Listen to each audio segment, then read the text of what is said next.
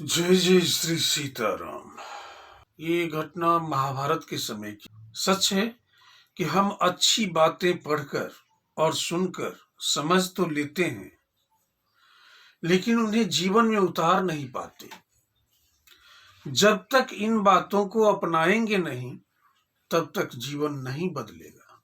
ये घटना महाभारत के उस समय की बात है जब द्रोणाचार्य कौरव और पांडव राजकुमारों को एक साथ शिक्षा देते थे। एक दिन गुरु ने शिष्यों को एक विषय दिया और कहा कि इस पाठ को आत्मसात करना है और याद करके कल आना। यहाँ आत्मसात शब्द का अर्थ है जीवन में अपने आचरण में उतारना। अगले दिन पढ़ाई शुरू हुई तो गुरु द्रोणाचार्य ने पूछा, कौन कौन कल का पाठ याद करके आया? युधिष्ठिर के अलावा सभी ने हाथ खड़े कर दिए। उन्होंने युधिष्ठिर से पूछा, तुमने हाथ क्यों नहीं उठाया? क्या तुमने पाठ याद नहीं किया है? युधिष्ठिर ने कहा कि हाँ, मुझे अभी तक ये विषय याद नहीं हुआ है। द्रोणाचार्य हैरान थे कि आखिर युधिष्ठिर तो सबसे बुद्धिमान है, फिर इसने पाठ याद क्यों नहीं किया? गुरु ने कहा, ठीक है, कल याद करके आना। 10 दिन बीत गए, लेकिन युधिष्ठिर उसी विषय पर अटके थे, जबकि अन्य राजकुमार 10 दिनों के 10 पाठ याद कर चुके थे।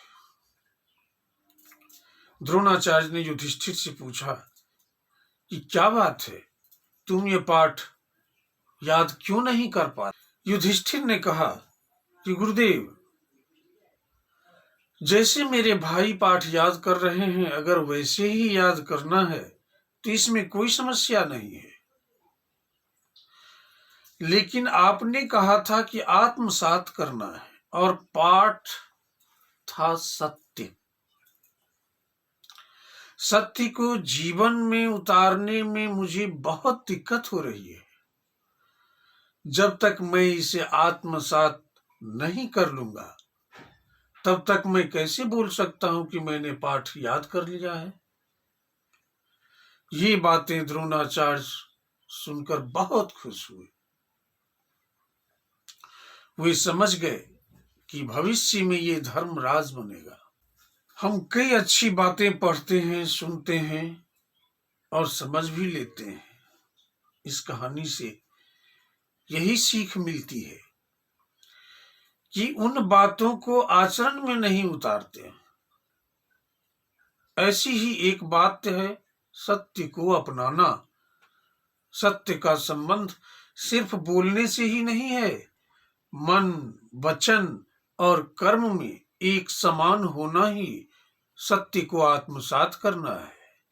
इसका सरल अर्थ यह है कि हमें विचारों में, बोलने में और कर्म में सच्चाई का साथ देना चाहिए और साथ देना है।